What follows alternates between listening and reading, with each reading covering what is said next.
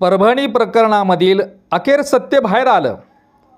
सोमनाथ सूर्यवंशी यांचा मृत्यू म्हणजे यांची हत्या पोलिसांच्या मारहाणीमुळे झाला हे सत्य न्यायदंडाधिकाऱ्यांच्या अहवालामध्ये सिद्ध झालेलं आहे। हे सत्य बाहेर आलेलं आहे। परभणीच्या घटनेमध्ये सोमनाथ सूर्यवंशी यांची हत्या पोलिसांच्या अमानुष आणि बेदम मारहाणीमुळे झाली हे सत्य न्यायदंडाधिकाऱ्यांच्या अहवालामध्ये समोर आलेलं आहे, सिद्ध झालेलं आहे। आणि तशा प्रकारचा अहवाल त्यांनी मानव अधिकार आयोगाला समोर सादर केलेला आहे। आणि मानव अधिकार आयोगाने संबंधितांना नोटिसा पाठवलेल्या आहेत। राज्याचे सचिव, राज्याचे गृह सचिव, परभणीचे CID आणि संबंधित प्रशासनाला मानव अधिकारी आयोगाने नोटीस बजावलेली आहे। शिवाय आता मानव अधिकार आयोगाने राज्याचे गृहमंत्री असणारे आणि मुख्यमंत्री असणारे देवेंद्र फडणवीस यांना सुद्धा नोटीस बजावायला पाहिजे होती, नोटीस द्यायला हवी होती, नोटीस द्यायला हवी। कारण का तर पोलिसांच्या बेदम मारहाणीमुळे, पोलिसांच्या अमानुष मारहाणीमुळे सोमनाथ सूर्यवंशी यांची हत्या झाली हे सत्य असताना सुद्धा राज्याचे एक जबाबदार नागरिक, राज्याचे मुख्यमंत्री असणारे, राज्याचे गृहमंत्री असणारे देवेंद्र फडणवीस चक्क विधिमंडळामध्ये खोटं बोलतात की सोमनाथ सूर्यवंशीची हत्या पोलिसांच्या मारहाणीमुळे झाली नाही, हार्ट अटॅकमुळे झाले।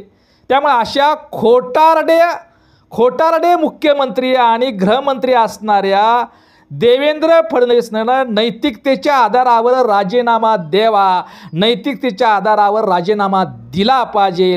कारण तशाच प्रकारचं पोलिसांच्या मारहाणीचं समर्थन, एक प्रकारचं समर्थनच केलेलं आहे।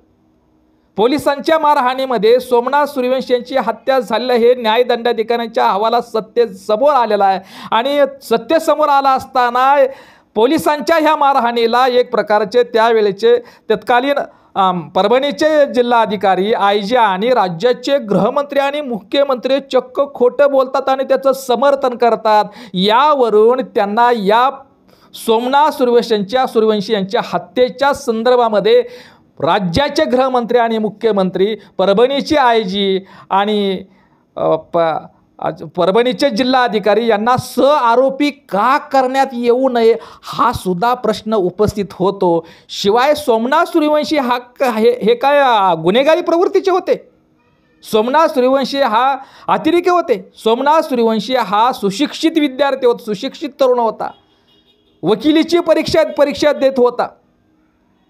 हा डॉक्टर बाबासाहेब आंबेडकर ह्या संविधानाच्या रक्षणासाठी लोकशाहीने संविधानाने दिलेल्या हक्कानुसार तो आंदोलनात उतरला होता। खरं तर सोमनाथ सूर्यवंशी हा देशभक्त होता।